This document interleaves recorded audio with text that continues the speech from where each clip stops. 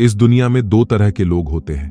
पहले होते हैं आपको तोड़ने वाले लोग, जो हमेशा आपको नीचे गिराने की फिराक में होते हैं। वो आपको बार बार बोलेंगे कि ये मत करो, वो मत करो, तुम नहीं कर सकते, तुम्हारा काम ही बेकार है। इस तरह से हमेशा आपको डिमोटिवेट करेंगे। और दूसरे आते हैं आपको जोड़ने वाले लोग, जो हमेशा आपको अपने काम के लिए प्रोत्साहित करेंगे कि मेहनत करो और आगे बढ़ो। जोड़ने वाले लोगों की बातों से तो हमें प्रोत्साहन मिल जाता है, लेकिन जो तोड़ने वाले लोग होते हैं उनसे हमें कैसे जीतना है, इसे हम एक कहानी के द्वारा समझते हैं।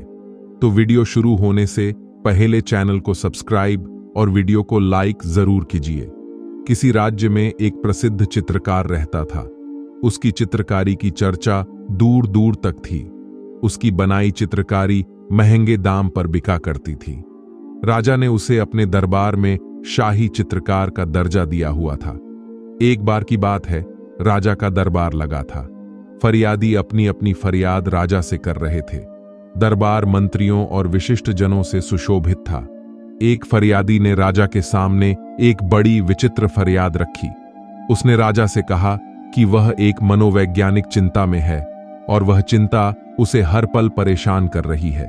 न सोने देती है और न चैन से खाने देती है। अगर इसका समाधान नहीं निकाला गया तो वह अपने प्राण त्याग देगा।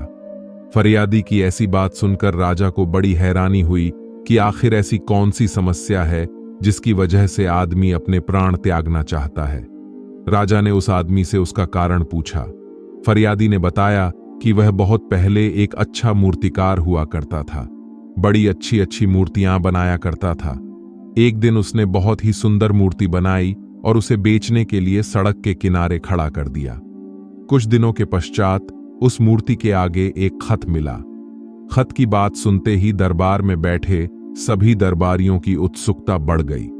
राजा ने पूछा, क्या था खत में? मूर्तिकार ने बताया कि उसमें लिखा था, यह है दुनिया की सबसे बदसूरत मूर्ति। बस उस दिन के बाद से वह कोई भी मूर्ति अच्छे से नहीं बना पाया। उससे कोई भी मूर्ति अच्छी नहीं बन पा रही है। उसके मन में ये बात घर कर गई है कि वो अच्छा मूर्तिकार नहीं है। ऐसा पहली बार हुआ था कि कोई ऐसा फरियादी राजा के दरबार में आया हो। राजा को समझ नहीं आ रहा था कि क्या किया जाए। मामला कला से जुड़ा था, इसलिए उन्होंने अपने शाही चित्रकार को कोई समाधान निकालने के लिए कहा। शाही चित्रकार ने राजा से 2 दिन का वक्त मांगा और चला गया। चित्रकार ने एक बहुत सुंदर चित्रकारी बनाई और शहर के चौराहे पर टंगवा दिया। उस पर उसने लिखा कि जिस किसी को भी इस चित्रकारी में कमी नजर आए वो काले कलम से एक निशान लगा दें। शाम ढलने पर जब शाही चित्रकार उस मूर्तिकार को लेकर चौराहे पर पहुंचा तो देखा कि पूरी चित्रकारी काले कलम के निशान से भरी पड़ी है।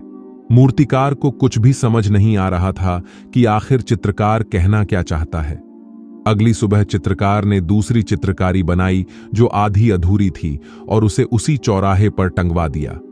इस बार उस पर लिखा था कि चित्रकारी अधूरी है, इसे पूरा करें और इसे और सुंदर बनाएं। उसी शाम को चित्रकार मूर्तिकार को लेकर वहां पहुंचा तो देखा कि चित्रकारी सुबह की तरह आधी अधूरी ही टंगी है। उसमें न तो किसी कलम के निशान थे और न किसी ने उसे पूरा करने की कोशिश की थी। मूर्तिकार को अब समझते देर नहीं लगी। वह समझ गया कि ये दुनिया कमियां निकालने, बुराई करने और लोगों को गिराने में अपनी सारी ऊर्जा खर्च करती है, बनाने में नहीं। ये मनुष्य पर निर्भर करता है कि वो उन नकारात्मक चीजों से कैसे बचता है। हर किसी का अपना नजरिया है। किसी और के नजरिए से अपनी जिंदगी की दिशा और दशा कभी तय न करें, क्योंकि ये दुनिया में कुछ लोग ऐसे भी हैं जिनको वो चीज आती नहीं फिर भी वो उस चीज के बारे में ज्ञान देने निकल जाते हैं। तो एक बात हमेशा याद रखो कि लोगों की बातों को नजरअंदाज करो और अपने काम पर फोकस करो।